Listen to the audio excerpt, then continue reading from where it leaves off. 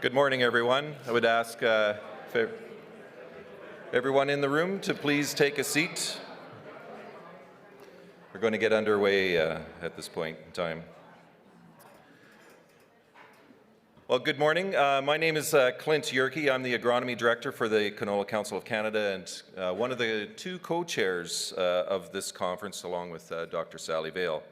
Welcome to Canola Week. Which is our canola industry research and industry update meeting. This is the 52nd year of the canola industry meeting, which is day one of this conference. And this is the first time that the canola industry meeting is being held outside of Saskatoon here in Calgary.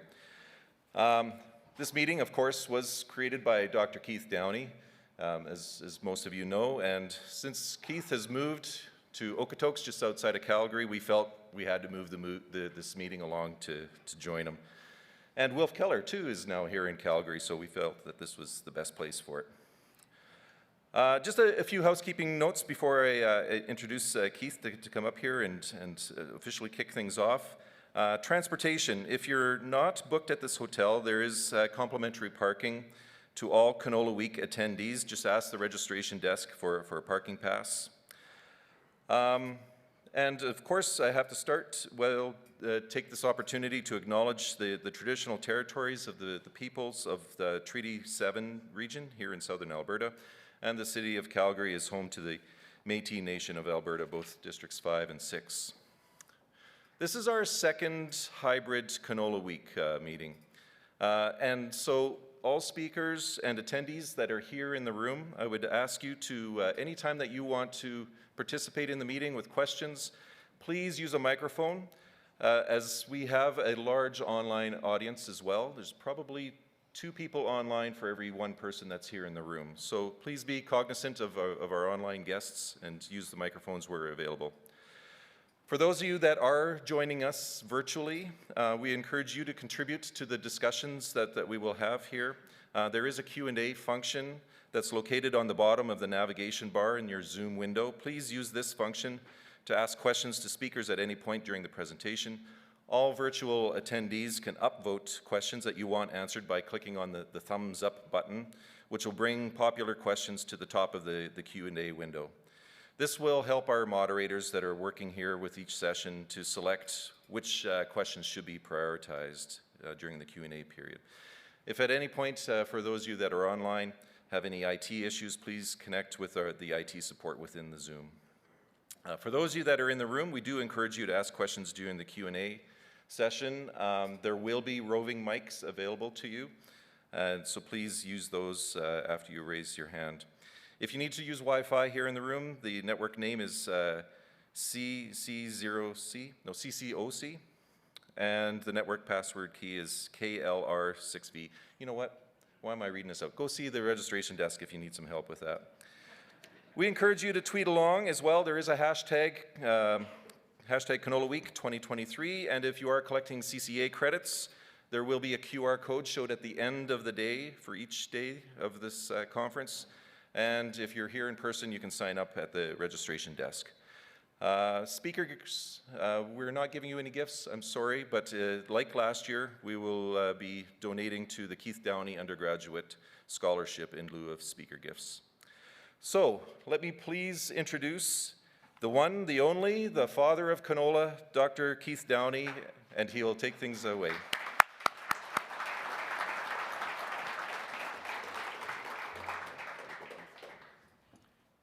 Well, thank you, Chris, and I'd like to say thank you to the organizers for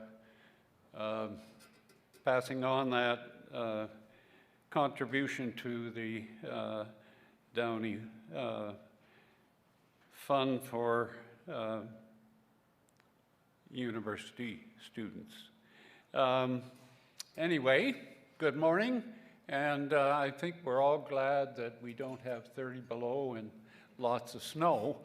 I'm Keith Downey, a retired plant breeder, and I'll be your chair for the first part of this session.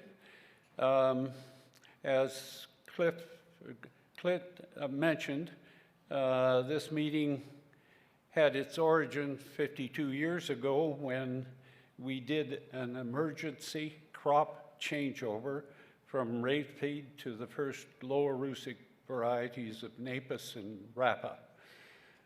It continued into the second changeover of the crop to the canola quality we have today.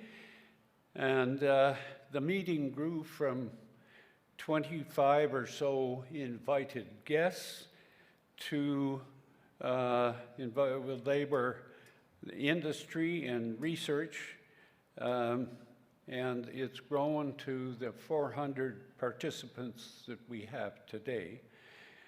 It's a great story of what research and industry cooperation can do and how important good communication is to successful endeavors.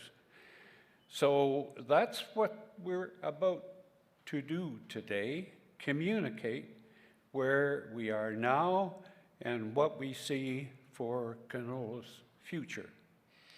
Of course, we couldn't have this meeting without the help of our sponsors, and our top sponsors for this year's event are BASF and Bayer.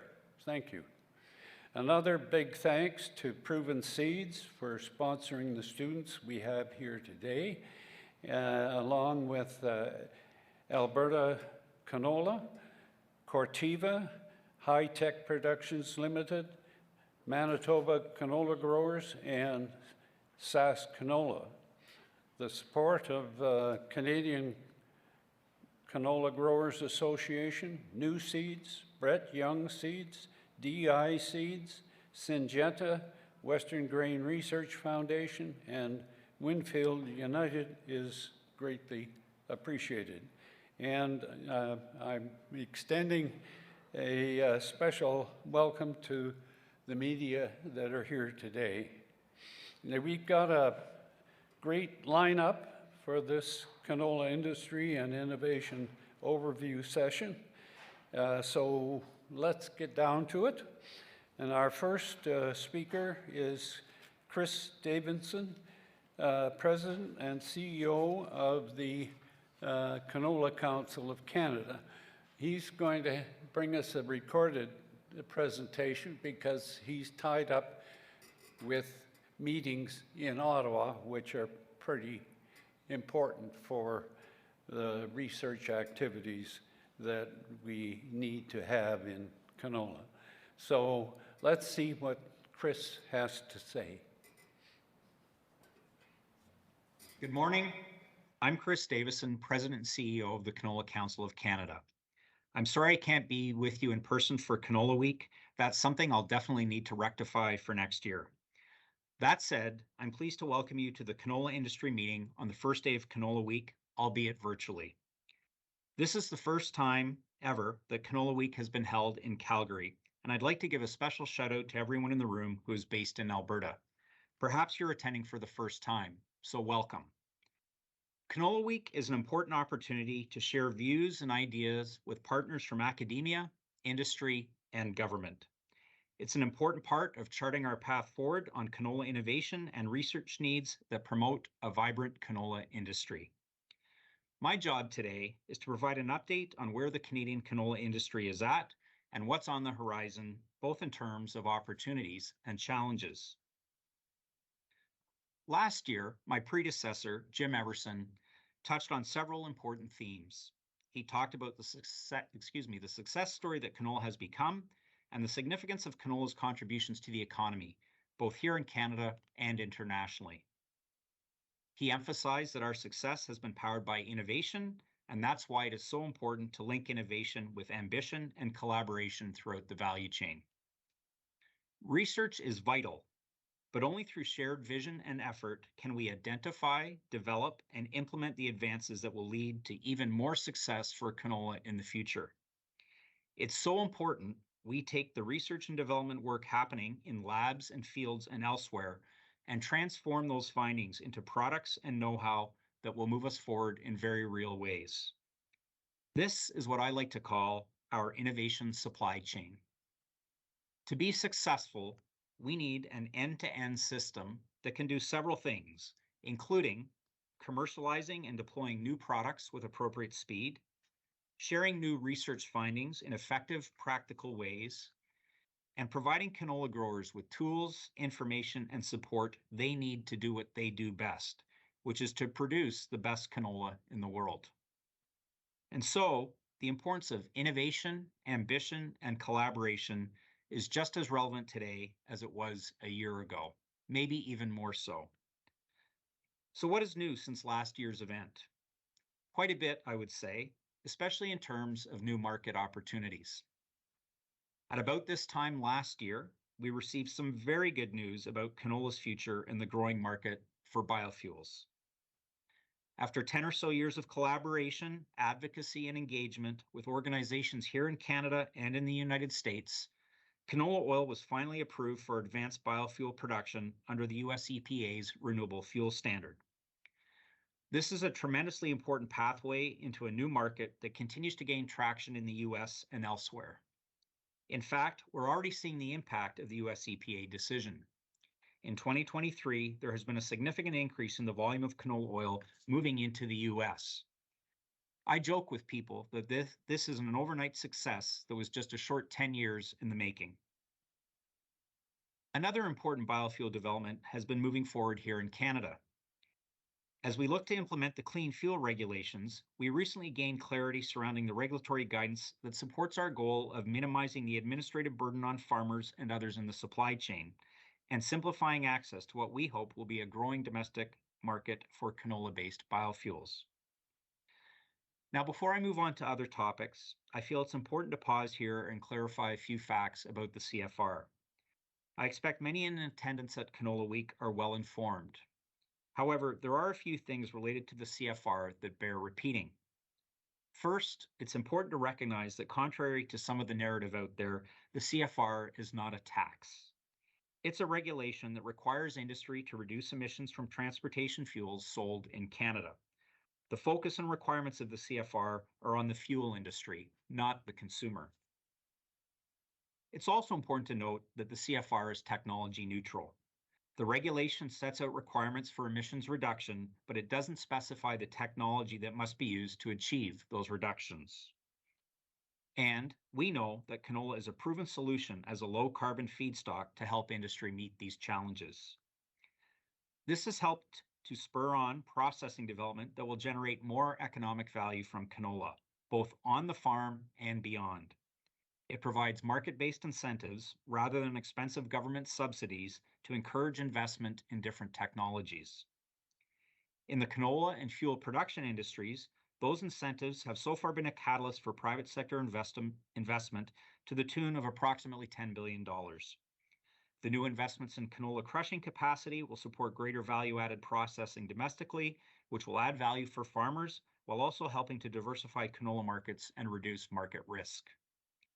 For all of these reasons, renewable fuels are a very promising opportunity for Canadian canola. You will hear more from our colleague Christopher Vate of the Canadian Oilseed Processors Association and others later today on this topic. But there are certainly also other factors fueling demand for canola. The global population is continuing to grow, and demographics around the world continue to shift. Interest in healthy and nutritious foods is growing, which increases the world's appetite for canola oil. There is also a global demand for more and better protein sources for animal feed, which also bodes well for canola meal. But this activity is happening at a disruptive time, against a backdrop of ongoing COVID and supply chain recovery and war and unrest in far too many places around the globe. And so, this time of opportunity is also a time of challenge for Canadian canola. To meet the demand, we need to ensure our canola supply is reliable, resilient, and growing.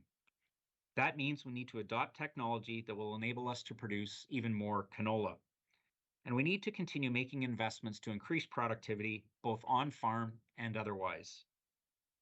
But the challenge is bigger than just growing, moving, and marketing more canola. As we meet demand, the canola industry, as part of the larger Canadian agriculture and agri-food sector, is being asked to address a number of other imperatives.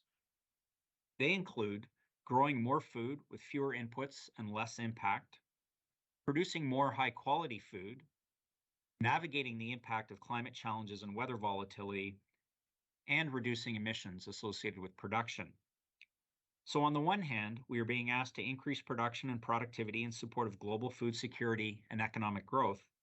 And on the other hand, there's an expectation that we can simultaneously reduce the impact of that production. That means we're being asked to deliver on some pretty lofty goals, be they economic, environmental, or social, at global, national, regional, and even local levels. It's a tall order, but one that I believe we can continue to meet based on canola's track record. I'm confident that we can meet the challenge if we keep building on those principles of innovation, ambition, and collaboration. But we're going to need to get some help along the way, because the issues and opportunities we are facing today are too complex for any one organization and even one industry to navigate.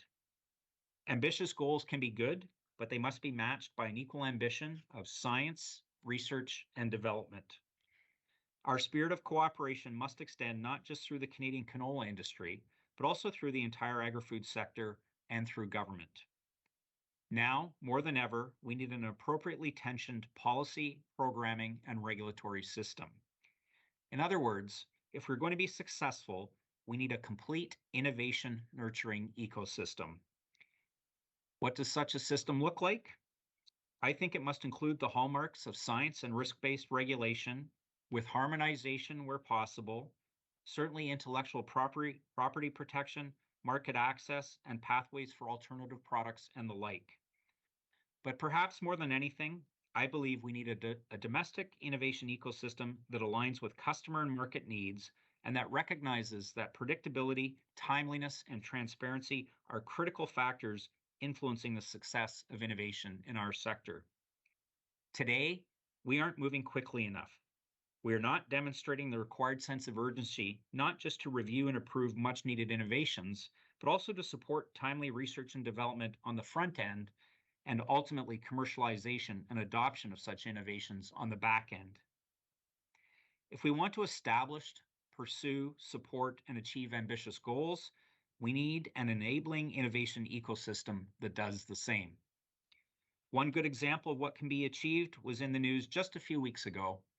On November 14th, we announced the continuation of the Canola Agriscience Cluster Partnership between the federal government and the canola sector. With $9 million from the federal government's Sustainable Canadian Agricultural Partnership and another $8 million from canola grower organizations and industry, more than $17 million will be invested in canola research over the next 5 years. I'm sure many of you are familiar with the 17 activities this funding will support. This research will help further efforts to address recent challenges, increase production, and build on canola's strong contribution as a climate solutions provider. It is illustrative of the innovation, ambition, and collaboration required to meet our demand challenges and opportunities. Over the course of Canola Week, I expect there will be discussions about many other projects and initiatives that will expand our collective ability to advance the growth and resilience of the Canadian canola industry. It's certainly a dynamic time for the industry, with growing opportunities in food, feed, and fuels. The spirit of innovation from which canola was born, combined with investments in research and other vital work, will help ensure a successful, sustainable future for Canadian canola. Thank you again for being a part of this important event, and I wish you a great Canola Week. Thank you.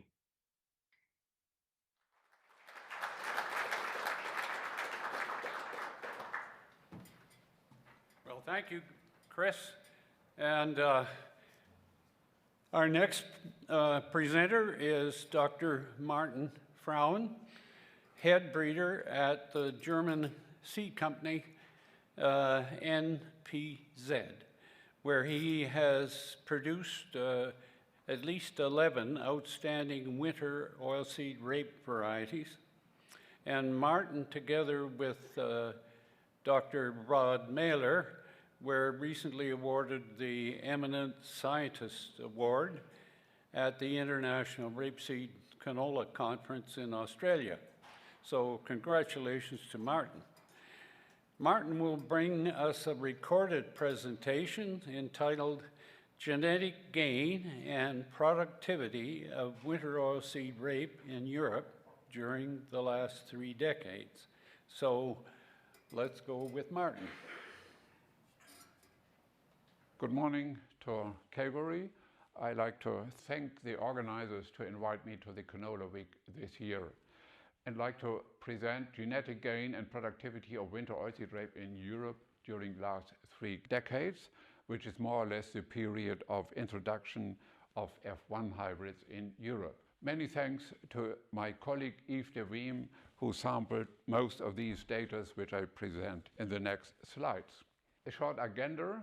I'd like to show you the winter oilseed rape production in Europe, acreage and yield, trend analysis in different countries, because Europe is not very homogeneous. We have huge differences in the different countries. Comparison, hybrids, OPs, quality traits, improvement of disease resistance and problems in disease resistance, short winter hardiness, and nitrogen use efficiency is a very important character, and final conclusions. Now, first of all, the acreage of winter oilseed rape in Europe in the main countries. It's a mean of the 3 years, 2020, 21, and 23, given in 1,000 hectares. And you can see 4 main countries, France, Germany, Poland, and Ukraine, have more than 1 million hectares. But there's also quite a lot of production in UK, Czech Republic, in the Baltics, and Romania. I will also have a small focus on Denmark, which is a small producer, but nevertheless an interesting trend analysis can be made there. The mean yield in these 3 years has a lot of differences. You see in Germany we have 37 deciton per hectare, in France 33, Poland 31, Ukraine just 27, in UK 32, and in Denmark 41 deciton per hectare. Following the trend analysis starting in Germany, in fact it's not 30 years, it's 31 years, beginning 1993.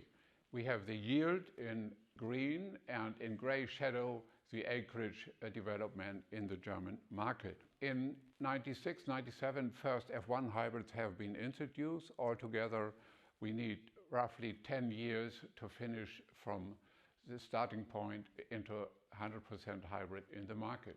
Dramatic cut of the productivity was neonic bands. It's an insecticide, neonicotinoids, which was a political decision. Neonicotinoids insecticides was used as seed treatments against flea beetle larvae, and there was also interesting side effects against aphids. The long-term trend in Germany for 30 years is plus 0.2 deciton per year, which is more or less genetic gain, and maybe in the last years somewhat less inputs. Disappointing is the last 12 years. We have a minus trend of 0.37 the last 12 years, and also a reduction in acreage going down to now 1.1 million hectares winter oilseed rape.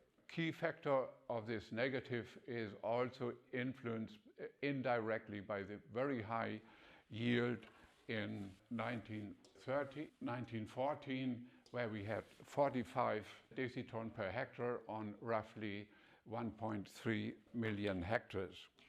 This was an spectacularly good seed yield in Germany. We have improved variety registration since 2016, which is listed here with plus 4.5% compared to Avatar 6.6, 9.6, 12.6, 13.1, 13.3, and 15.8. So a lot of improved varieties have been put into the market, but the effect was not measured on farmers' field. I will come back to the reasons later. Now a few words for the trend development of 30 years winter oilseed rape in France. First of all, I have to mention that the introduction of F1 hybrids was earlier, starting in 93, with sterile composite hybrids like Synergy. I have to mention also that neonic never have been used as insecticides in France, so we have not this effect of neonic ban. Trend is 0.1 for 30 years, which is interesting and probably a good improvement. But the last 12 years, we have no improvement anymore.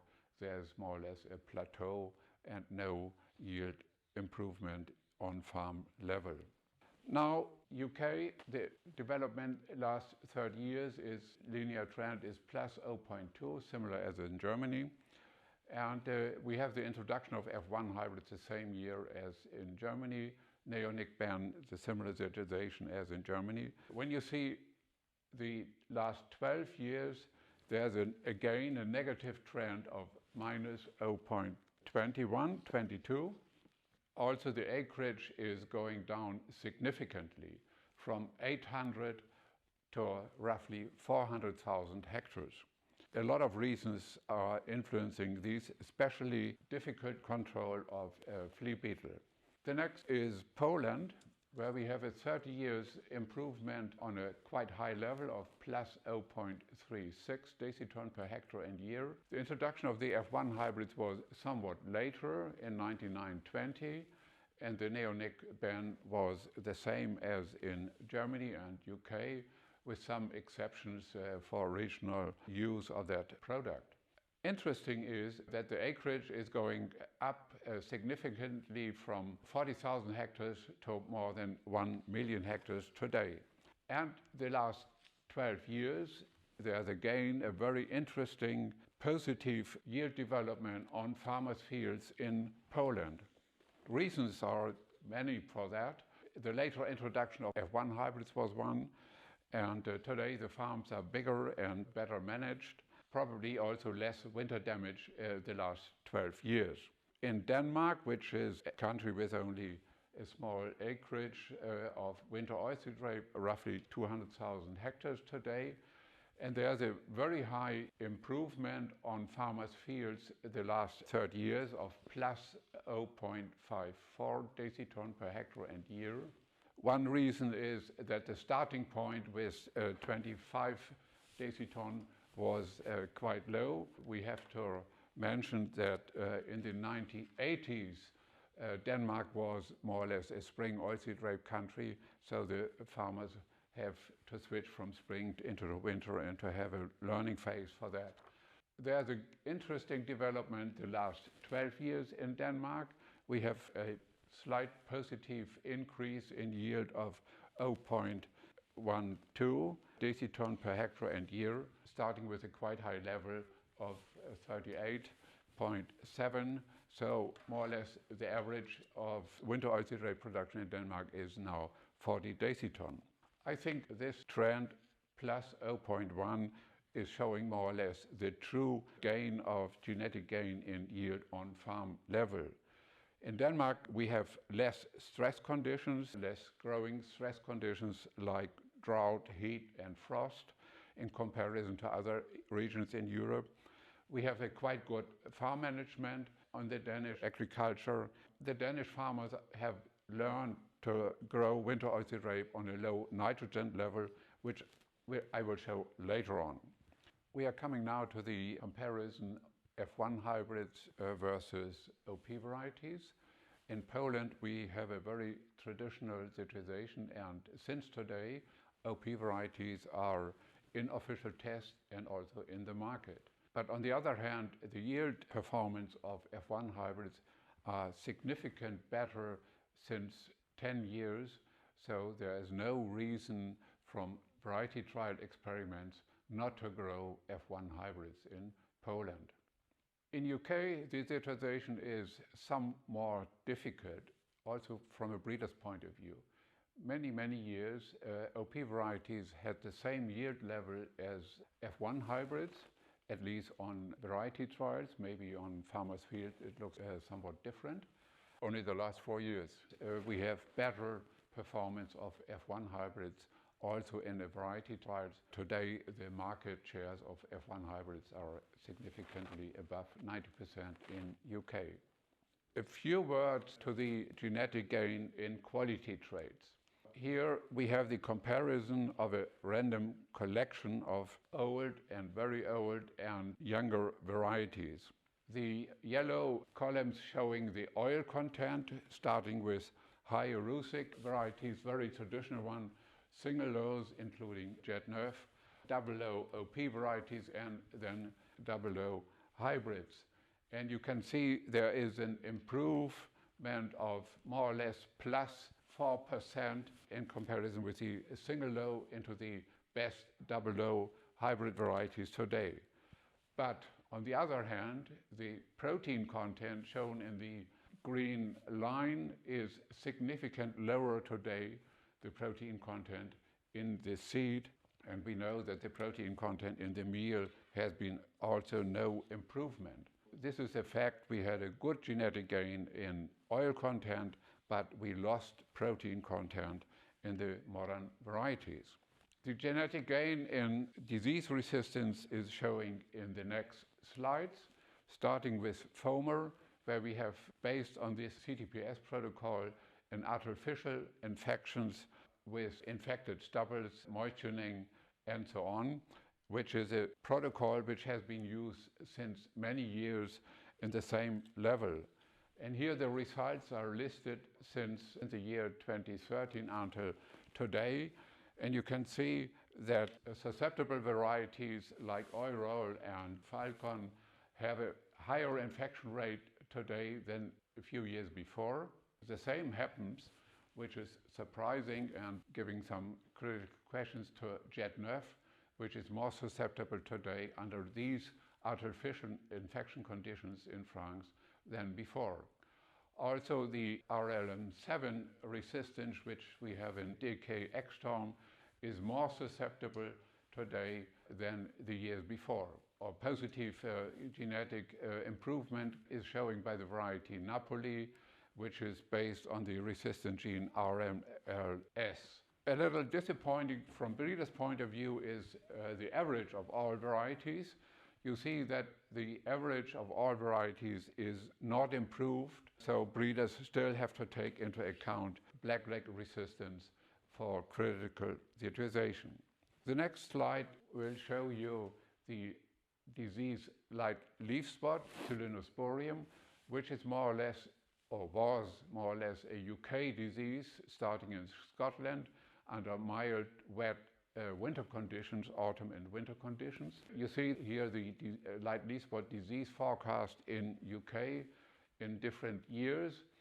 And there are some years like 14-15, but also 19-20, where severe infections cover the country. In other years, only regional focus on severe disease infections was there. For farmers, it's quite common to spray against light leaf spot in UK at least once, sometimes 2 or 3 times. Therefore, variety resistance is quite important. There was an interesting resistance type coming from our company. We named that Elan type resistance, which was especially under Scottish conditions, but also under other UK conditions, on a high level of resistance level of 8 to 9. But in 2015, we had a breakdown, or more or less a breakdown of this type of resistance down to 6.5 only. And other resistances, showing here in blue, are somewhat better. Still, it's not enough. When you see the red line, which is the UK, the mean resistance level of all UK varieties, is not sufficient to grow rapeseed in UK without fungicide use. We need a resistance level again of 8 to 8.5. So breeders have to do something.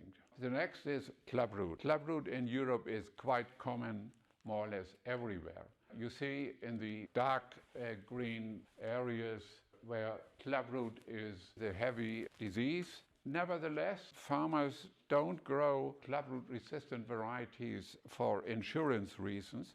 So when you see the German market of clubroot resistant varieties, there is a level of today of 8-9% clubroot resistance variety in the market. Only farmers which have already clubroot are growing clubroot resistant varieties. There's still a slight less yield potential of the clubroot resistant varieties. Here data from 6 sites in Germany, in northern parts of Germany.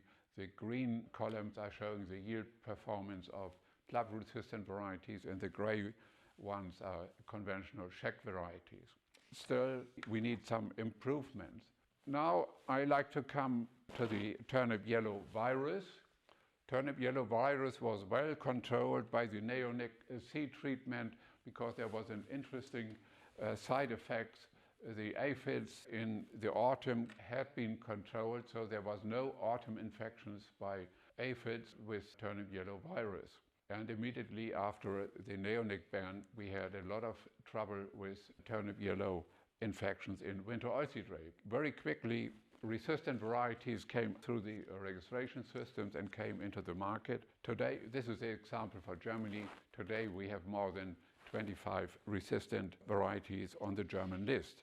Also, the market was quick accepting these resistant variety types. This is an overview of the year 2022. And we have in blue the resistant varieties, and we have also tolerant varieties. So altogether, more than 40% of the European market today are virus-resistant or tolerant varieties. And in some markets like Germany and France, the market share is even 60–70%. So a rapid change in this special market, turnip yellow resistant varieties. Now a few words to winter kill or winter hardiness. As a breeder, you need luck and to have your material in a critical situation where the winter kill can be observed. Last winter, 22-23, we had this situation in Sweden in 4 locations, and quite a lot of range of listed varieties have been tested there. You see the percentage of dead plants for these varieties. All what is right hand of the Czech variety blending, variety mixture is more or less good, and what is left hand is becoming more and more critical in the terms of winter hardiness. Interesting is the variety type semi-dwarf hybrids, which have a genetical stop of stem elongation during autumn, and this variety types can have a better winter hardiness, especially under these conditions last year in Sweden. But there are also traditional varieties which has similar winter hardiness as the special growth type. I like to mention that semi-dwarf hybrids in the European market have only very small market shares. Now I like to come to the nitrogen use efficiency. For sure we have a genetic gain in this character. This is showing you the official variety results of the German national list trials, 93 until 2022. And you see in the black line that we have a significant yield improvement of all varieties taken together. When you see the gray columns, you see a reduction in nitrogen use coming down from 190 to 160 kilogram nitrogen per hectare. So 20 kilogram less today than 30 years before. Interesting is this ratio. 30 years ago, we need 4.2 kilogram nitrogen for 1 deciton seed yield. Today, it's only 2.8 kilogram nitrogen for 1 kilogram seed yield. So this is a significant improvement of nitrogen use efficiency in these trials. Interesting is that the national average of nitrogen use in Germany has a similar trend. So this is nitrogen use for all crops the last 30 years, going down from 120 to 90 kilogram nitrogen per hectare. Of course, the winter oilseed rape gets more nitrogen than average for the all crops. Much more drastic was the reduction of nitrogen use in Denmark. Due to political decisions in the late 1990s and in the early 2000 years, the reduction going down from 120 kilogram per hectare down to 75 kilogram per hectare. This was probably too drastic. Danish farmers are suffering a lot under these restrictions. Today we have again, after this period of 75 going up to 90 kilogram nitrogen per hectare and year, similar as we have it in Germany. Quite clear that Danish farmers have learned to grow all crops and especially also winter oilseed rape under a very low nitrogen input level. Last not least, I like to come now to final conclusions. We have a significant yield improvement since 30 years all over in Europe. But since about 10, 12 years, it's difficult to get higher yields on farm level, especially in France, UK, and Germany.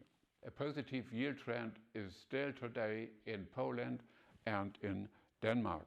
As a breeder, we can say that we have a lot of improvements in oil content and many resistant characters, and especially nitrogen use efficiency. I like to summarize that genetic gain in terms of yield is gone into low crop management, and the genetic gain is also buffering negative climate change effects.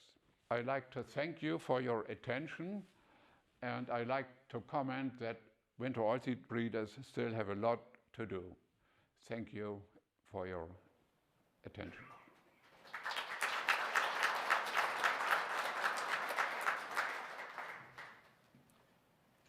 Well, thank you, Martin.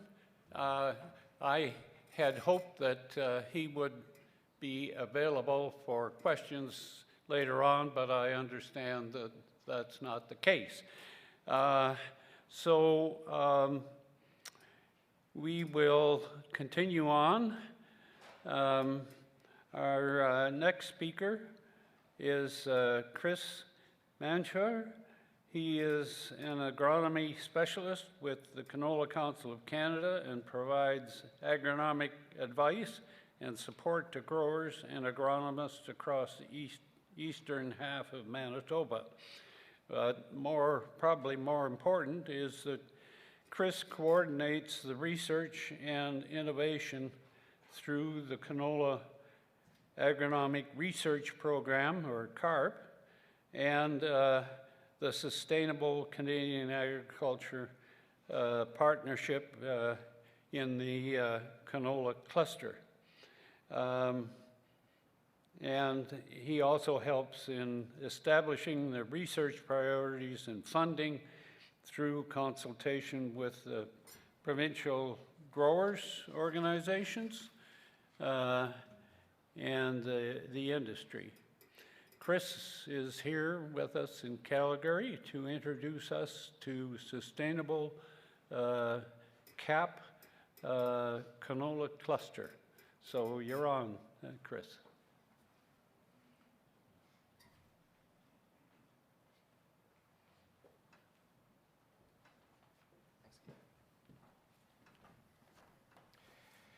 Great. Good morning, everyone. Thank you for attending this year's Canola Week. It's great to get together with like-minded individuals, both in person and virtually, who are passionate about this canola industry.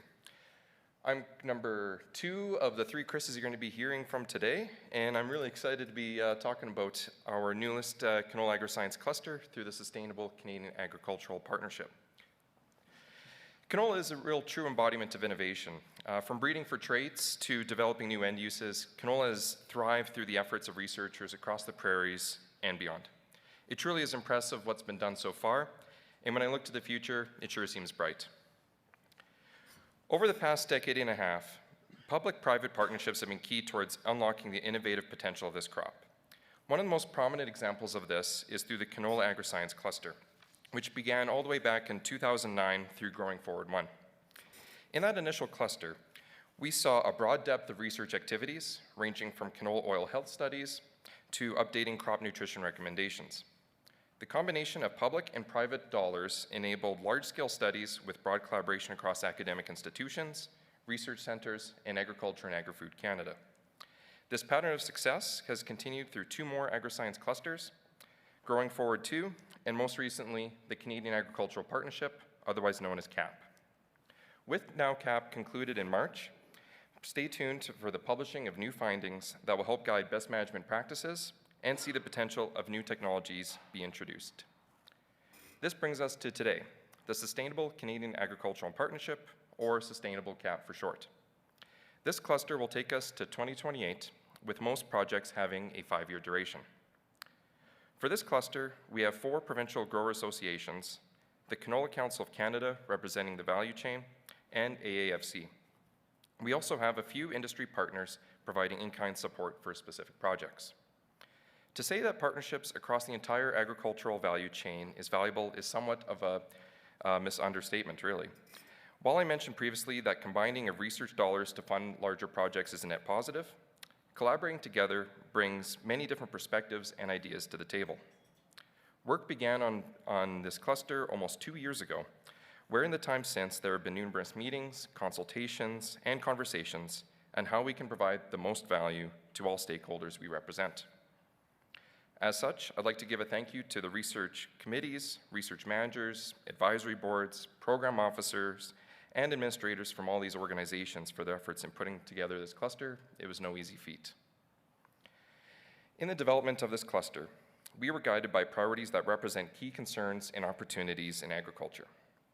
On your left, you will see the 4 pillars of the canola innovation strategy: performance, precision, protection, and product. Using the innovation strategy that was announced in the spring of 2022 helped create a full value chain vision that helped researchers submit proposals to our cluster and guided decision makers on which proposals have the most merit and impact. On your right, you will see the 3 pillars of the next policy framework by AFC that helped guide the cluster. These pillars have the goals of developing solutions and supporting innovation to tackle greenhouse gas emissions, carbon sequestration, economic growth, and improved resiliency in our food systems. The alignment of these priorities from both industry and government is well represented in our agri-science cluster and demonstrates that research within the cluster accomplishes many priorities at once. A great example of this is nitrogen management. When we use nitrogen efficiently using precision technologies and inhibitor products within the framework of 4R principles, we can both reduce our overall nitrous oxide emissions while realizing greater yields and profitability. At a glance, this cluster will see 17 research activities focused on a variety of research topics. As you may have previously read the backgrounder document and announcement made in November back in Manitoba with the Federal Ag Minister Macaulay, which is also available online on our website, there is over $9 million in federal funding to this cluster, totaling over $17 million over the next 5 years. This program will see research conducted at locations across the prairies at institutions such as the University of Alberta, University of Manitoba, and AAFC Saskatoon, among others. We will also have research located in Eastern Canada, the United States, and we'll have collaboration and conversations with researchers internationally. I'd like to share with you some of the examples of research activities that you'll see and hear about in the near future, as framed by our innovation strategy. For product, we have projects looking at the inclusion of canola meal in dairy and aquaculture diets, with supporting life cycle analyses, which would include emissions reductions. For precision, we have 4R nitrogen management using variable rate technologies and inhibitor products. For protection, we have development of new clubroot and blackleg resistance genes, assessing Sclerotinia fungicide sensitivity, and resistance to flea beetles. And lastly, for performance, we have improving nitrogen use efficiency, enhancing carbon sequestration through breeding and genetic editing, and improvements for abiotic stress resiliency. As these projects get underway and results begin to come in, it'll be important to communicate these new findings, technologies, and practices for those who need it most.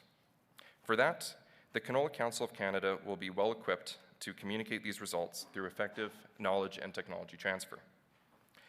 There are many vehicles available to share this information, depending on the target audience and depth of info. As our crop production innovation team communicates with researchers, we will update the Canola Research Hub, the Canola Encyclopedia, and continue to disseminate information through Canola Digest and Canola Watch in a timely manner. These information sources have been successful in sharing past clusters' findings and will continue to stay up to date as we learn more. Other ways cluster results can be shared are through social media, print, and digital visuals. These visuals act as handy reference guides to help shape conversations and distill some results from many years of research into actionable practices. While we have plenty of resources available to share cluster findings, our surveys back in 2022 reiterate one of the best ways to communicate with growers and agronomists is through in-person conversations. That is where our team of agronomy specialists will excel at sharing the most up-to-date research, as they will be in direct contact with cluster researchers to best understand the content and what matters to them most. While I'd love to stay up here and talk more about the Canola Agri-Science Cluster, I'd like to let you know of a few things to look forward to in the coming months. We will begin to share information on each research activity, such as their objectives and impact it will have to our industry. We'll begin to see researchers active in their labs and fields, and you can also look forward to an economic impact analysis of past clusters to best demonstrate the return on investment from public-private research dollars and help frame the success these partnerships and collaborations have had on canola. Thank you all again, and enjoy the rest of Canola Week as we continue to embody the spirit of innovation through canola. Thanks.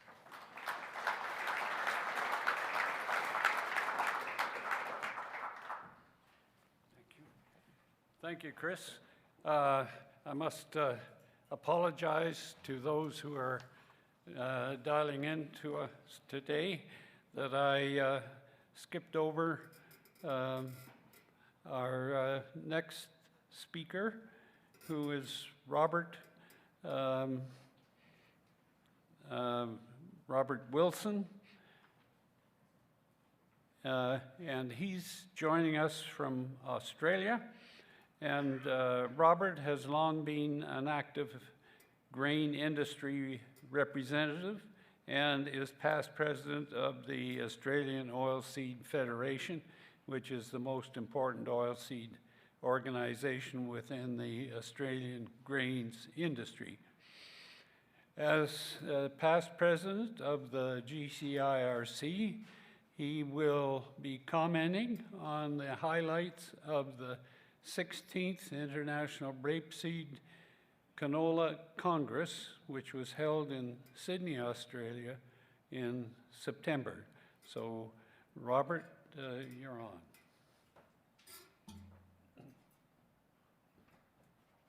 Hello, I'm Robert Wilson, President of GCIRC. To the Organising Committee of Canola Week 2023, I hope you have a great 3 days of your Congress. Thanks for the opportunity on behalf of the GCIRC and IRC 16 committee to present a wrap-up of the recent Congress and field tour held in Sydney and Wagga Wagga the 22nd to the 27th of September. IRC 16 was the first international rapeseed congress held post the global pandemic. And that pandemic presented many challenges, none more than dealing with the international border closures, raising discussion on whether it could be hosted at all or whether we could do one online only. Thankfully, international travel opened in early 2022, and the decision to run with an in-person, face-to-face event underpinned by the support of the much valued sponsors and partners was what I think was the right decision. The next step of challenges were anticipating attendance numbers, matching venue size for their capacity to be able to handle the numbers, what we were hoping to get, and also catering.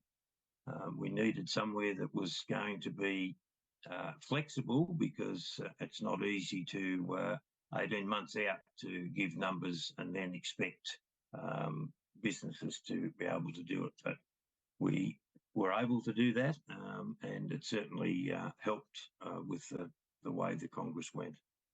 The other thing we really had to look at and understand was that with higher airfare costs, which was going to make travel unaffordable for some, and reduced international travel imposed by institutions and companies alike, was really going to impact, or could impact, what was going to happen. So the anticipation was that we would be down on previous congresses. That said, and as you can see on the first slide, if they're up, to have 515 delegates from 30 countries in attendance was satisfying. To see researchers, scientists, agronomists, advisors, and industry representatives mixing together again, whether they were catching up with colleagues, friends, new or old, it was also pleasing to see. The smiles on people's face was really rewarding.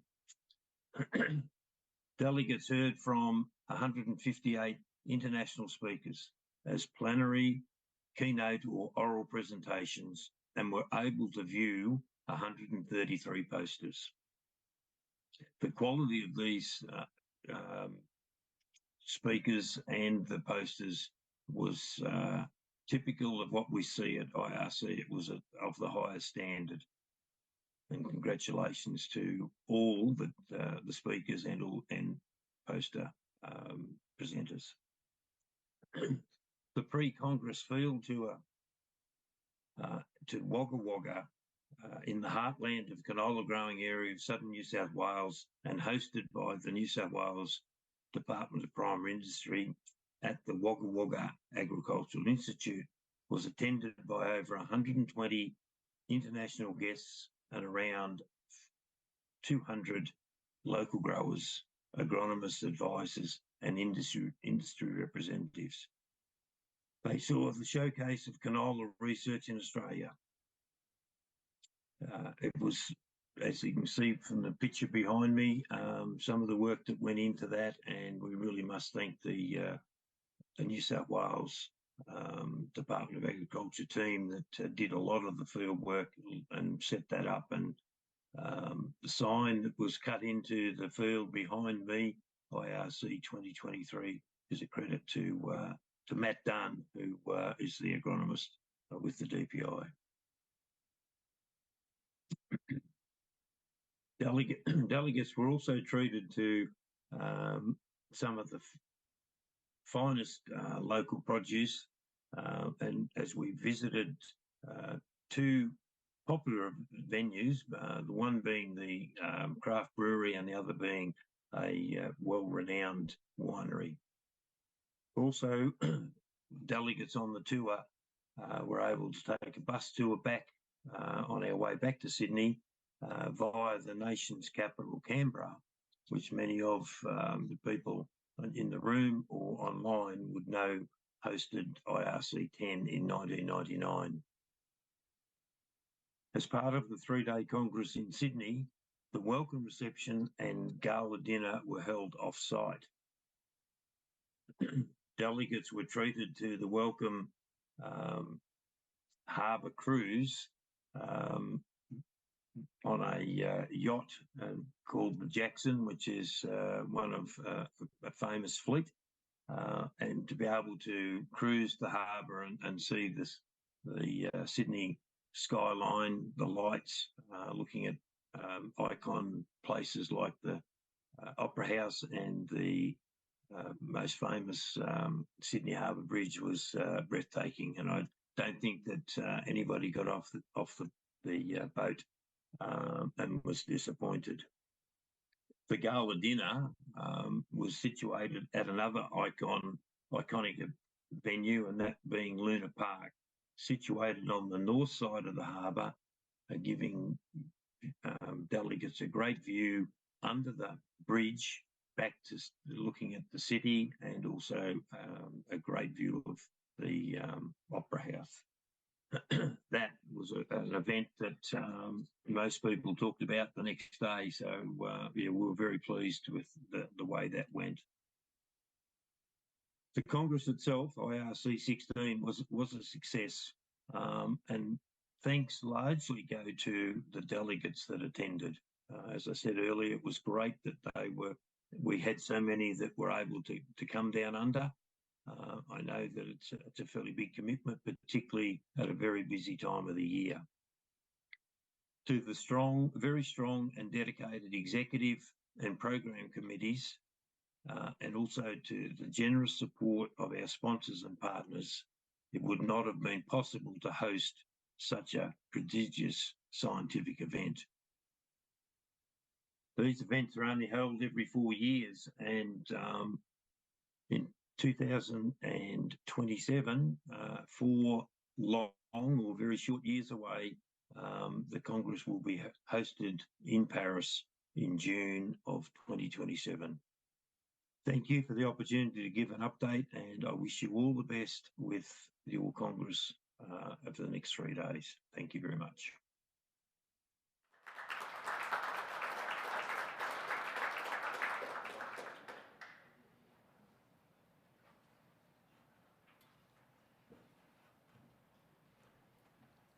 Well, thank you very much, Rob. So now we have a few minutes for questions and answers from both the floor as well as the virtual attendants joining us online. And Chris and Robert are standing by. So let's have your questions. As a start off, I'd like to ask Robert. It turns out Robert isn't dialed in Oh, online. he isn't? So Didn't- it's just oh, dear. pre-recorded only. Okay. Yeah, so the only one we have is Chris at the moment. Well, that's okay. Yeah, sorry. You want me to take the, okay, so Sally, do we have any questions online for any of the speakers? How about in the room? We have Chris here. Do we have any questions for Chris? We have a couple of mic runners. I think we have Warren and Ian that are available. If there aren't any questions immediately, I do have a tough one for you, Chris. So Chris did a good job at presenting on the new SCAP funding model from the federal government, and it's great. It's going to kickstart a lot of really great research. But what you may have noticed is that the funding amount that they've announced is a little bit less than what we've seen in previous years. Chris, do you have a sense as to where things are going and why the funding amounts have changed over time? Right, so with funding for the cluster, and this is now the fourth cluster that we've seen, and we have seen a gradual trend that there is less in terms of the amounts announced. This isn't quite a reflection that the amounts available is necessarily lower, but it's also looking at, the canola industry as a whole. There's a lot of other different kind of mechanisms that we can look at to fund through. The Canola Agronomic Research Program is also an excellent source of funding for a lot of these similar types of research projects. And these different kinds of programs also are reflective of the research priorities that are present as well. So if we see greater alignment in different areas, then we may have to shift dollars in different directions. Another thing for that as well is that in the past couple clusters, we also had other mechanisms available. There's the agri-science projects and the addition, an opportunity to actually look at funding more projects that are announced later on. So we actually had, I believe in the cap, another about $3 million that was actually funded after the initial announcement. So there is opportunities for that too, if we see that there's alignment with both government as well as industry to look at other projects. Yeah. Thank you, Chris. I think we have time for one more question. Is there any other questions in the room? If not, well, I want to thank you, Chris, very much for joining us, and please thank Keith. I'm going to take over the chairing responsibilities at this time, but thank you, Keith, and thank you, Chris, very much for joining us. Our next speaker that we have coming up is Ryan MacKenzie from BASF. Ryan, if we could have you join us on the stage. Ryan is going to give us a talk on hybrid canola seed industry overview. And us being here in Calgary, we thought this was a great opportunity for us to learn more about the seed production that occurs to the south of us and as an industry. So thank you very much, Ryan.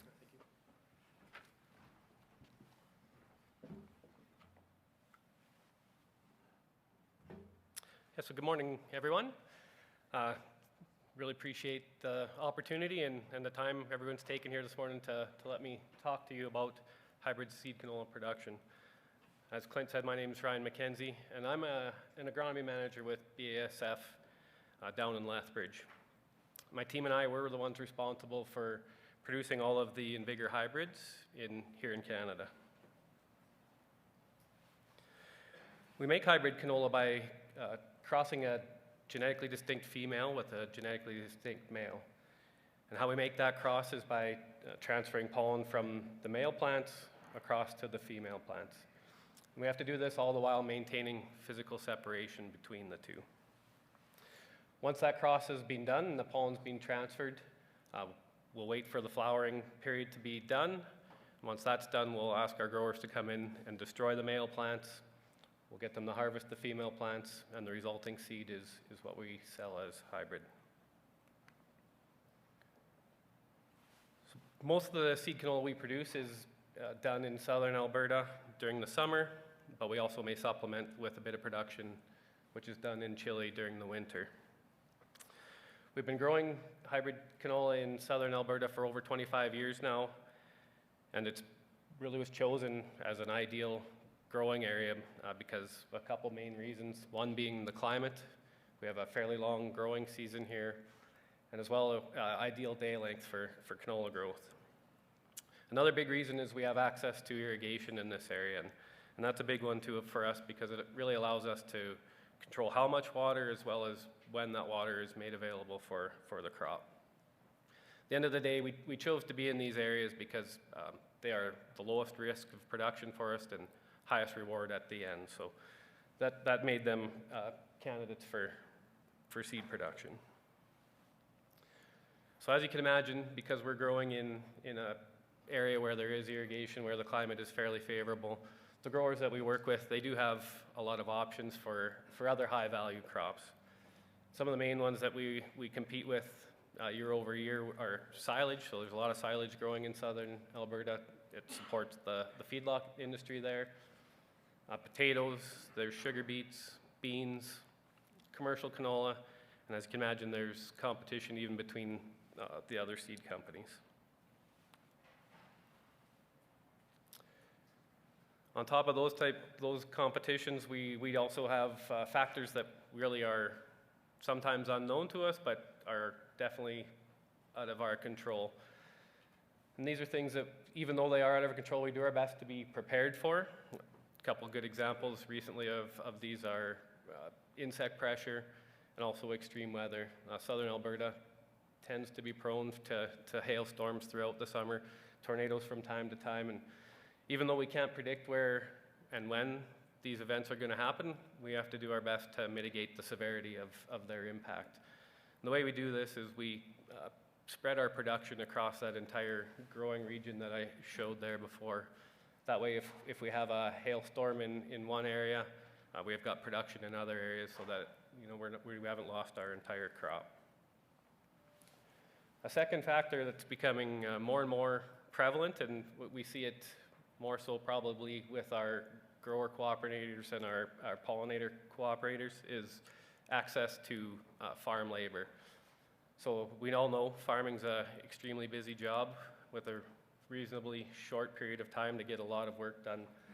And many of the farmers and pollinators that we work with, they rely on hired help to come in and help them get their farming operation, all the work there done. Over the last couple of years, we've really noticed that the access to this labor is hard to find, and even when it is, it's difficult to get. So it's concerning to us, and it's a challenge for us because our crop does demand a bit of work, a bit of intensive labor from time to time, and we find ourselves once in a while having to compete for our growers' attention to get the work done that we require of them.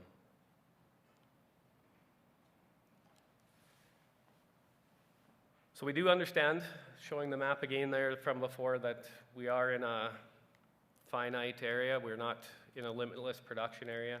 The amount of acres that we can grow on in any given year, the amount of growers we can work with in any given year is fairly defined. So we need to, as an industry, make sure that we're doing our best to work with our growers, to share best practices with our growers, to make sure that we're adding value to their farm and make sure that they're wanting us to be part of their operation for long into the future. So even though we do face a lot of challenges, we have managed to be fairly successful as an industry over the years. We do a lot of little things in the background that make us that way, but I really want to focus on the 5 pillars that we find are critical for us to be success into the future. So growers, we do work with a number of different growers. Some of them have been growing seed for us since the very beginning, so more than 25 years. And some of those are even into their second and third generation of farmers who have grown seed with us as well.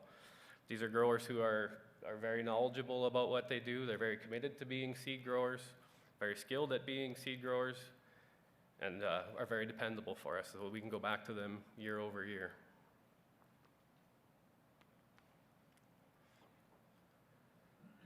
So we do make use of both leafcutter pollination and honeybee pollination to transfer that pollen from our male flowers to our female flowers.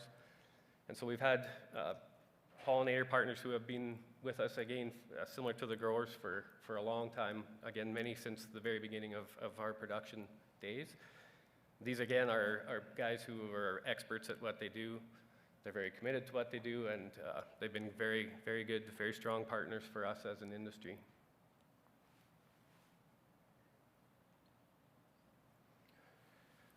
So there are, all over southern Alberta in the production area, there's teams of skilled, highly skilled agronomists whose sole job is to work with our growers to make as much high quality canola seed as possible. They work obviously hand in hand all the time with our growers. They work right from contracting land for the upcoming year to helping them set their drills in the spring, to making spray recommendations during the season, coordinating pollination during flowering, and helping them set combines again in the fall.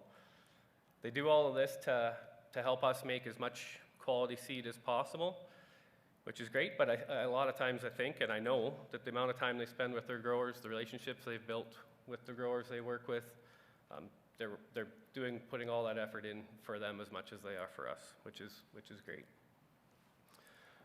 I have a counterpart that I work with in Lethbridge, and we're fortunate enough and privileged enough to be able to work with the team of agronomists that are there on the screen. And I can tell you firsthand that the amount of knowledge this team has, the amount of skill this team has, the amount of commitment that this team has is truly remarkable. And we wouldn't be successful without their help and their work.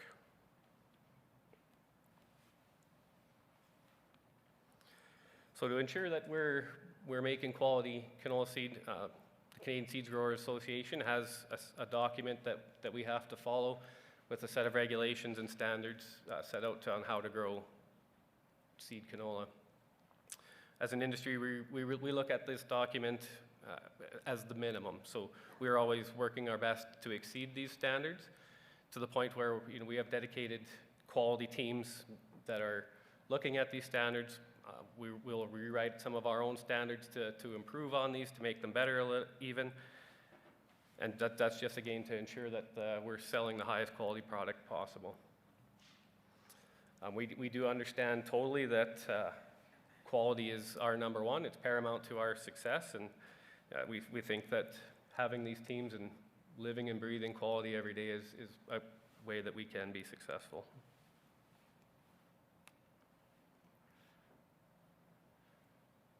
So each of the major seed companies has built their own processing facility in southern Alberta. These facilities are dedicated to the cleaning, the treating, the packaging, and the delivery of the product that we make, the canola seed that we make. And that's all they're dedicated to.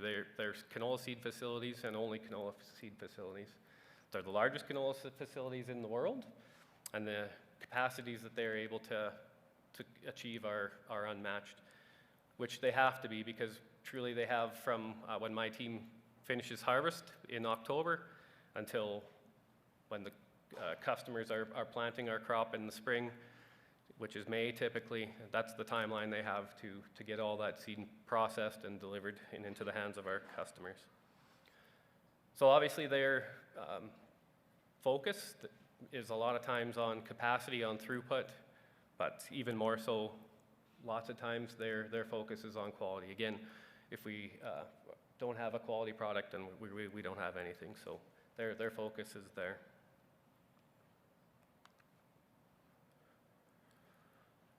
So as I said, these are our 5 real key pillars that we focus on as seed companies to make sure that we can be successful for the long term, that we're successful going into the future. And I think if we can maintain that focus, that is exactly what we'll do. So thanks for your time today.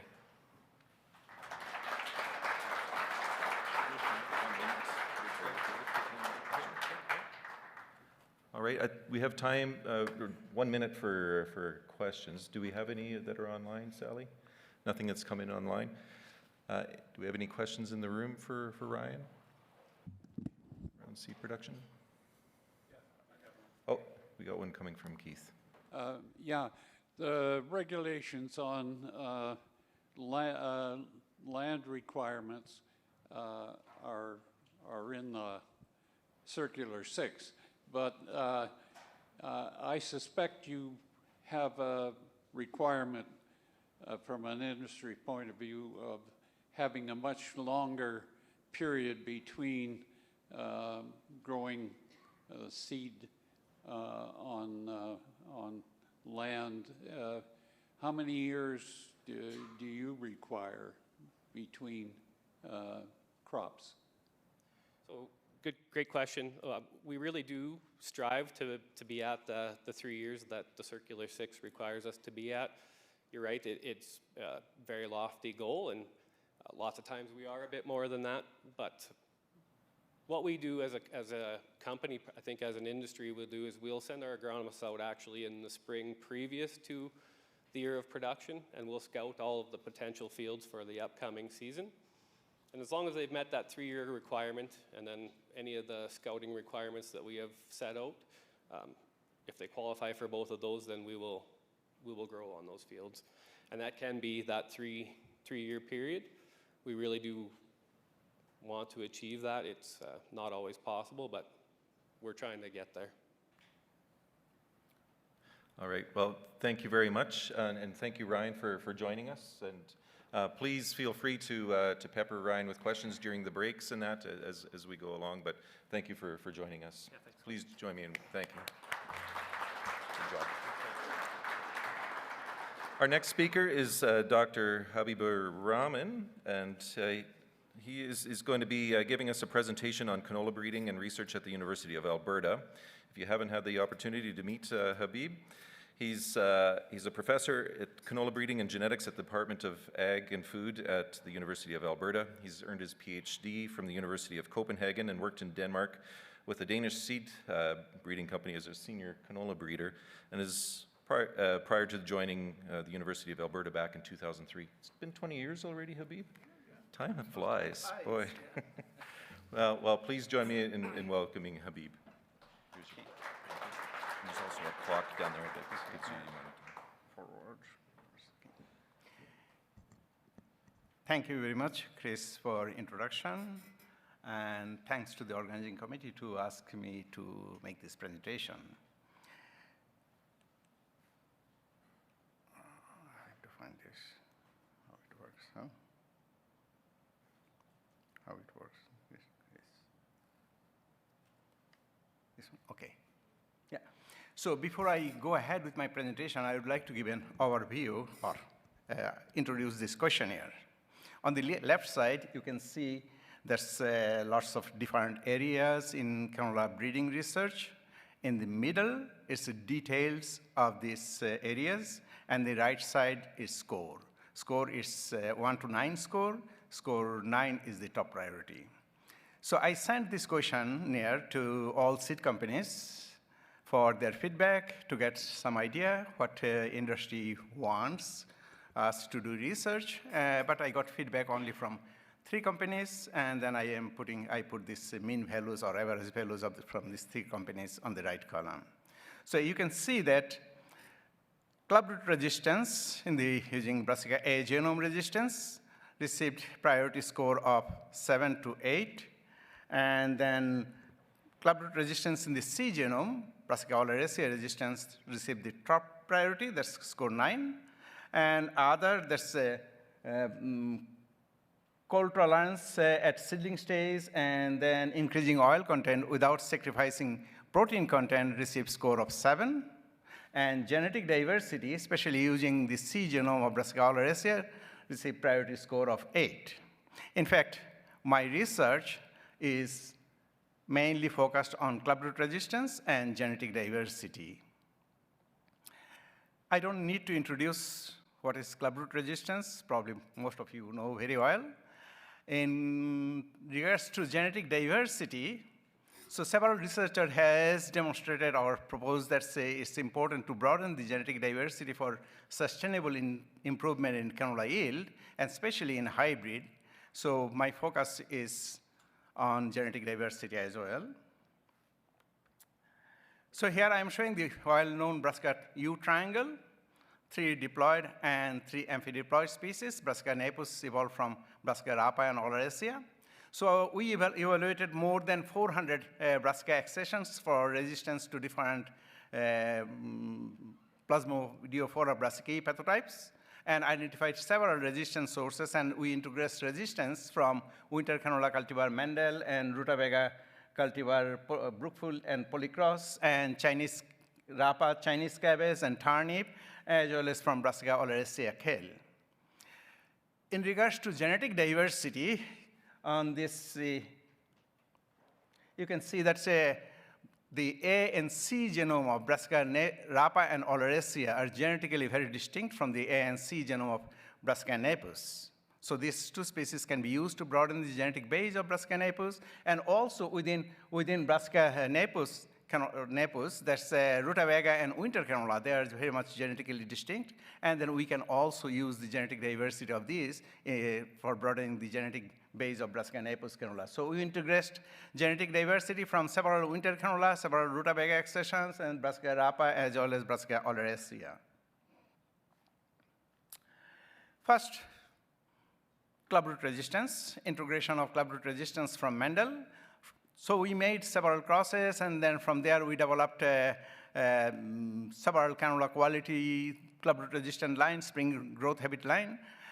When introducing genetic diversity from exotic germplasm, for example, rutabaga or winter canola, so not only this desired trait introduced, but several other undesired traits are also introduced, and then in breeding, we need to breed out all these undesired traits. So in case of winter canola, there was not non-canola quality question, but it was more this winter growth habit, lateness, and then high saturated fatty acid, some other traits. But when we are introducing from rutabaga, it's even more challenging. When we are introducing from allied species, even more challenging. So from this winter canola Mendel and rutabaga spring canola cross, we developed several lines and then provided industry to use in their breeding program. And we also mapped this resistance, and this resistance is located at around 22 to 25 million base pair position. We found that this Mendel resistance was associated or linked with a fusarium wilt susceptibility gene. However, these 2 loci are about 10 centimorgan apart that allow recombination to occur, and then so that we could select line resistant to clubroot as well as fusarium wilt. Next, integration of clubroot resistance from rutabaga Brookfield. Here it was even more challenging to introduce because several non-canola quality traits and other undesired traits were introduced. So we carried out intensive breeding and developed canola quality spring growth habit clubroot resistant line, and then provided industry for use in their breeding.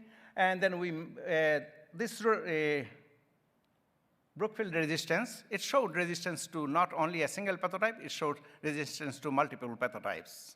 Then we mapped this resistance through construction of 19 chromosome linkage map, and then identified a major locus on a 8 chromosome, and it was showing greatest genetic, explaining the greatest phenotypic variance, about more than 75 or 80% variance. And another locus we identified on chromosome A3, and A8 locus is located at about 9 to 12 MB region of chromosome A3, A8, and then A3 locus is located around 15 MB region.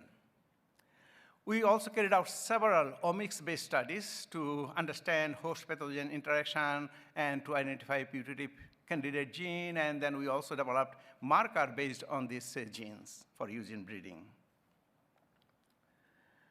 Now, integration from rutabaga cultivar Polycross. So we carried out similar breeding approach, intensive breeding, and developed several canola quality spring growth habit clubroot resistant line. And then we carried out, in this case, we carried out mapping through applying whole genome risk sequencing, followed by construction of linkage map and physical map. And based on this, we identified 2 loci, on same chromosome, that's A3 and A8 chromosome. But in this case, the A8 chromosome and A3 chromosome both exerted major effect on resistance. In case of Brookfield resistance, it was a small effect. It was H3 resistance was exerting small effect on resistance, but here it's a major effect. And in addition to this, these two loci are also showing strong epistatic or non-allelic interaction, and that's also contribute to resistance. So in this regard, if we take all this whole scenario, then polycross resistance is way much better resistance than the Brookfield resistance. And then we also carried out some in-depth study on this resistance, and then we found that sugar transport gene of the A3 locus and then TNL gene of A8 locus contributed to this resistance. Now, integration of clubroot resistance from Chinese cabbage, Brassica pekinensis, cultivar bilco. So we carried out interspecific hybridization between this Chinese cabbage and canola, and then developed canola quality line, clubroot resistant line from this interspecific cross. So here it was a way more challenge because it was not much crossability barrier, but it was a lot of sterility and other problems associated with this with interspecific hybridization. So we integrated this resistance and made this germplasm also available to the industry. All other germplasm we also, or resistant line, we also made available to the industry. So in this case also we applied whole genome resequencing followed by construction of linkage and physical map, and then we mapped a locus at around 23 MB region, exactly, or around the same position where Mendel resistance is located. And we developed several SNP-based PCR-based marker for using very easy application in breeding. Next resistance we integrate this from turnip. And in this case, also we carried out this interspecific hybridization, and through intensive breeding research, we integrate resistance into canola and developed several canola quality clubroot resistant line. And then we applied also here whole genome sequencing followed by construction of linkage and physical map. And based on this, we identified 4 loci, one on A2, one on A3, one A8, and one on A9. Among these, A9 locus is very novel in canola. It has never been reported in literature there is a major locus on A9 chromosome. It's very unique in canola. So you see that we also tested this We also tested this resistance to multiple pathotype, and then this turnip resistance is showing excellent resistance to several pathotypes.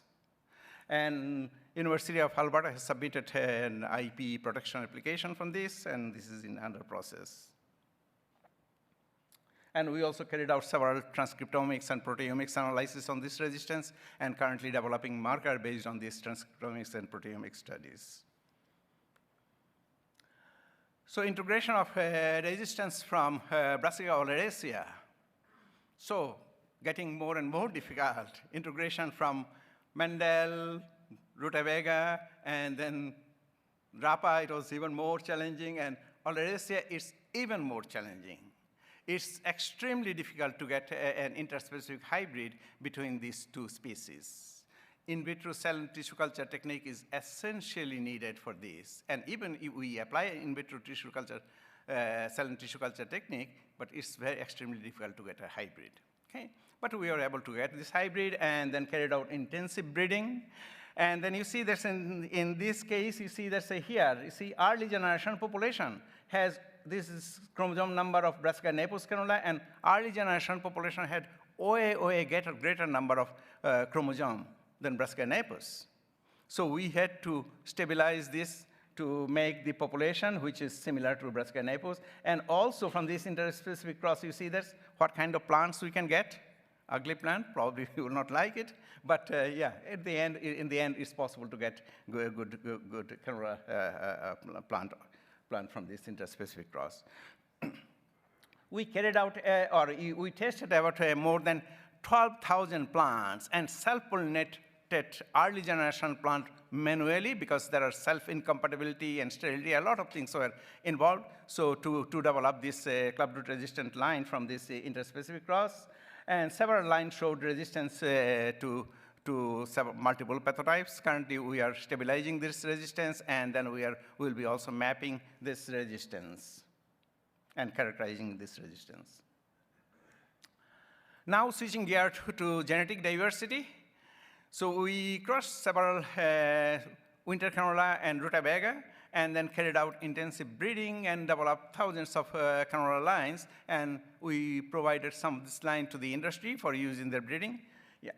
So we compared this line data first winter by spring cross. That's we compared the line from winter by spring cross with spring by spring cross, and then you see this winter by spring cross lines was giving higher yield than the spring, and their hybrid also giving higher yield. But when we compared the mid-parent heterosis, then there was no significant difference between the mid-parent heterosis between the line derived from winter by spring or spring by spring. So in case of rutabaga, so you see this population derived from rutabaga cross.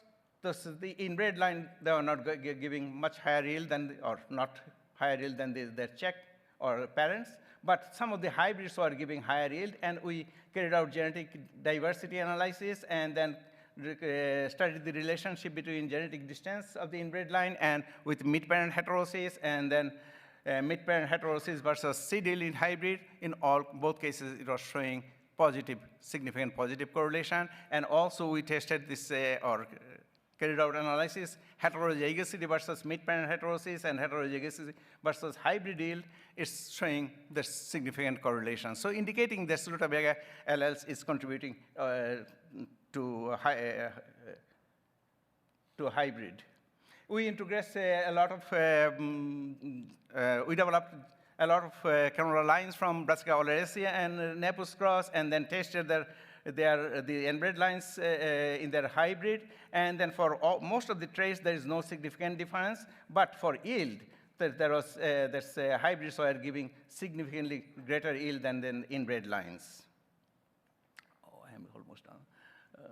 Okay, so that's how we integrate genetic diversity from Brassica rapa, and then we found this Alocerson and Canadian rapa are genetically distinct. From this, we developed a lot of inbred line, and some of this inbred line from this rapa canola cross was giving high yield, as well as their hybrid was giving higher yield. And then when we compared this level of mid-parent heterosis, the Alocerson line derived from Napus Alocerson cross was giving more than double magnitude of heterosis. We also studied or tried to identify this Brassica oleracea, which can give, Brassica oleracea alleles which can contribute or give positive contribution to canola. And then we identified a high oil allele on C5 chromosome, and then an allele on C1, and an allele of C5 chromosome of cabbage was increasing or improving earliness in canola. We carried out also, we participated in large-scale project funded by Genome Canada, ABAC, and Phytola Center. From there, we developed a yellow-seeded Brassica napus from crossing this AFC yellow-seed and then Lamke yellow-seed, which was I developed originally. And then we got bright yellow-seeded, and then we also created mutation in the Brassica C genome for low linolenic acid and characterized this mutation at molecular level. And then we also developed a NAM-like population for studying this oil or increasing oil content without sacrificing protein content. This project was not going ahead due to lack of funding, so I'm presenting here. If there is any interest, then yeah, we can work on this. With this, I have gone through all this, especially this, I want to highlight this, getting funding from genetic diversity research. It was extremely difficult, but however, I was able to secure funding from GCIRC since 2015 through my GCIRC Discovery Grant. And then also, I would like to point here that we trained 38 HQP, 7 PhD, 23 MSc, and 8 PDF. And then, because a lot of MSc, because they got job after MSc, didn't continue with PhD, and published 76 referred journal article, and then developed 5 open pollinator cultivar, and then developed several CMS line and provided to the industry. With this, I would like to thank all these funding agencies, and then also my collaborators and the students and staff from the Canola program, and then thank you for your attention. Sorry, I took a couple of minutes more time.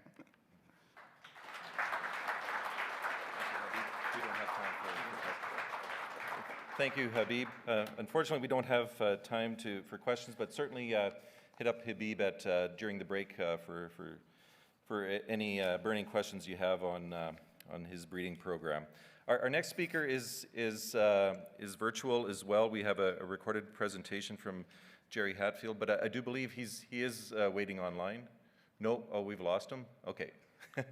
We won't have a Q&A period for him as well, but I'll still take the minute just to introduce him. Jerry is a retired director of the USDA National Laboratory for Agriculture and Environment and has a distinguished career spanning various roles, including biometeorologist at the University of California, Davis. His extensive research centers on the interactions of soil and plant atmosphere continuum, emphasizing genetics, environment, and the management for increased production efficiency and soil health. Hatfield has been actively involved in climate assessments, contributing as lead author for agriculture for the National Climate Assessment and participating in the IPCC efforts on greenhouse gases and climate change. With over 500 publications and numerous awards and editorial roles, Hatfield is a prominent figure in agriculture research and environmental quality, and he will be talking to us on soil health and the linkage to human health. So please join me in welcoming a virtual Jerry.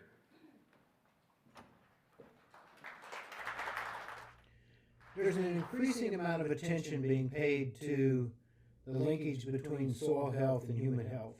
This is going to become increasingly necessary as we talk about feeding a future healthy population.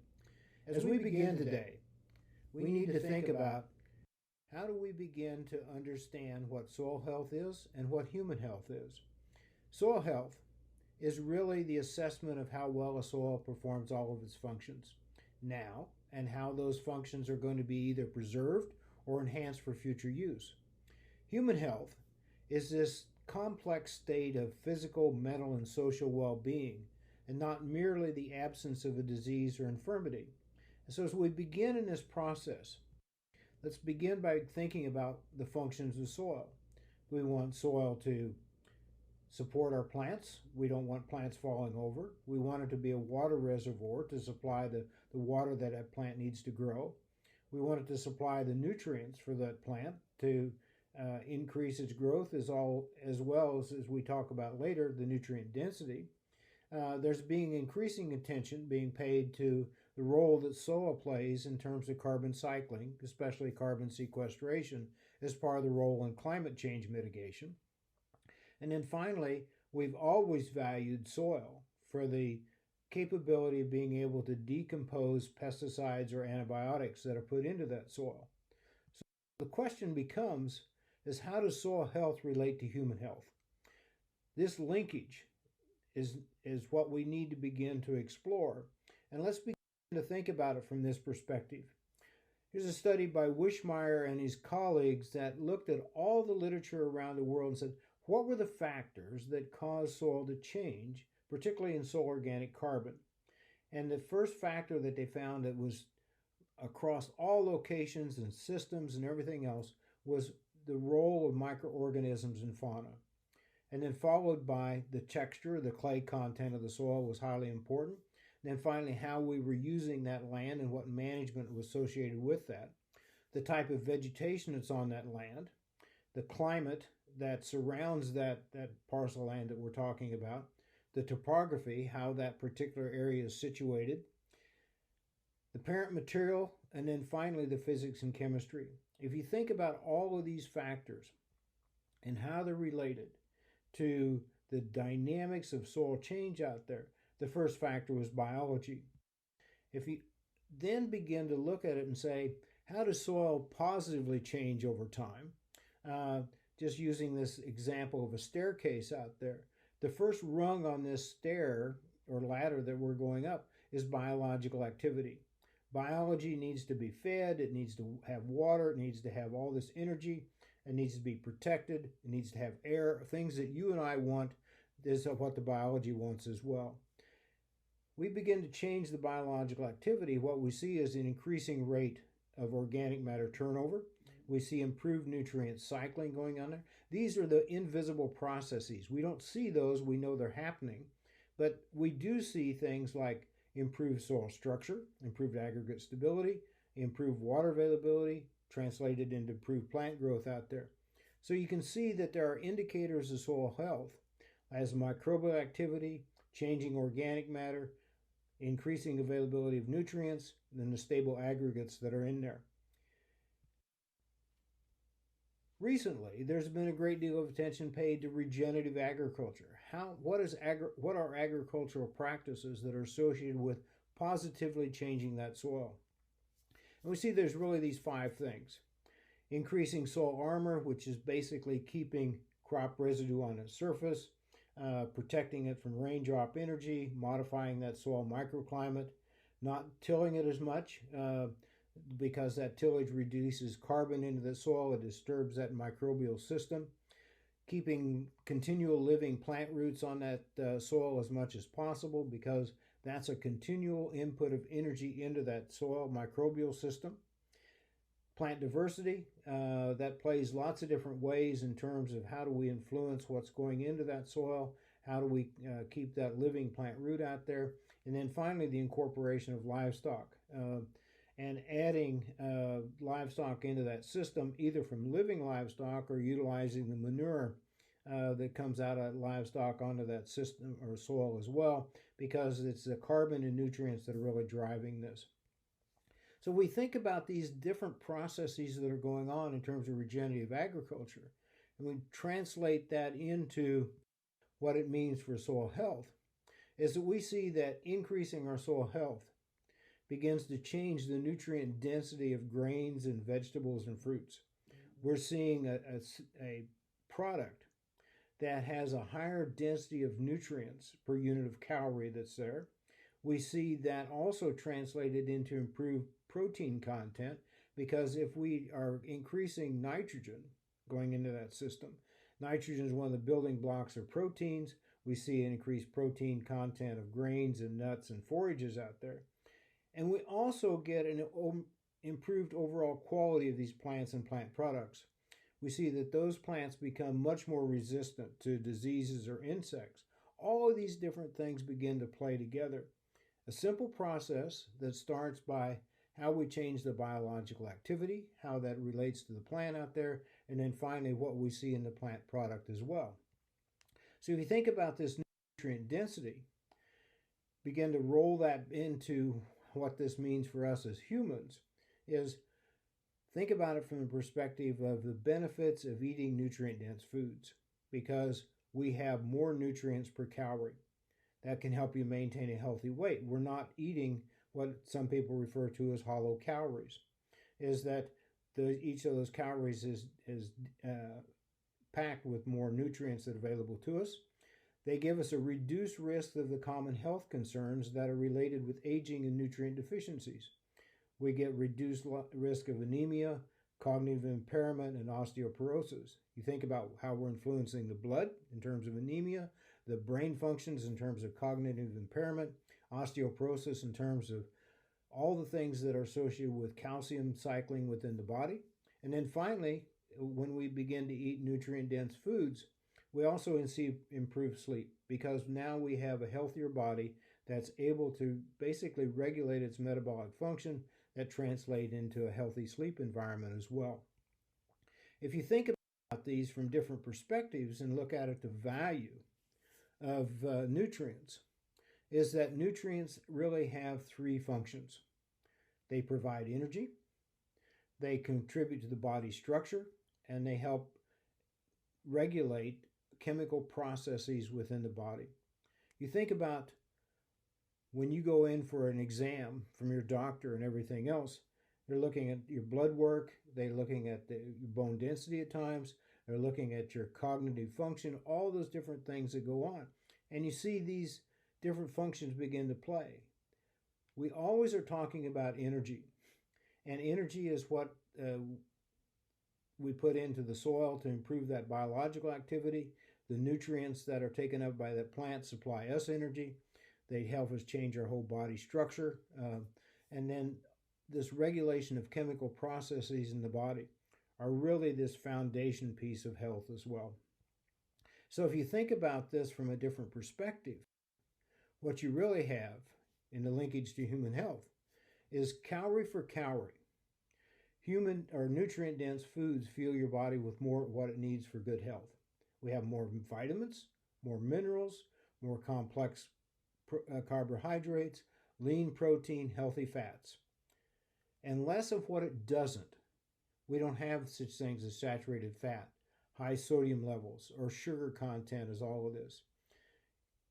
We really are in an energy processing business, and if we can think about the role that nutrient density plays in all of this, you really begin to see the impact of it.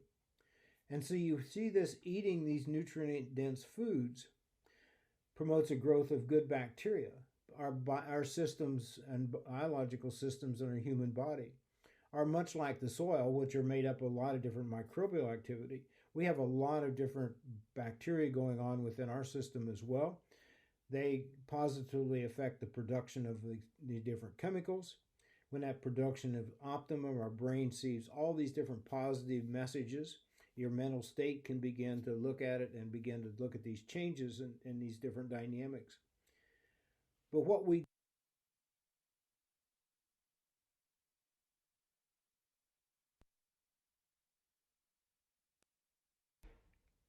I invite you, if you have further questions, to email me at my email address that's on this slide, or you can text me in my cell phone number. We can have a dialogue about this, because I think this is one of the exciting things that we really need to begin to understand. How do we bring this together? How can we have an impact for all of us around? I'm sorry about that. It looks like we have a bit of a glitch with Jerry's recording. Hopefully we'll be able to correct that when we do post these recordings online. And unfortunately, Jerry is not online to join us for a Q&A, but this does bring us right into our networking break. Another apology as well for the delays here, but we will reconvene again at 11 o'clock sharp. But I want to thank all of the speakers from the previous session for doing a great job. And I also want to thank Alberta Canola in particular for hosting this networking break. If you do see some Alberta Canola staff or directors, please thank them as well. So we'll see you back here at 11 o'clock. Thanks.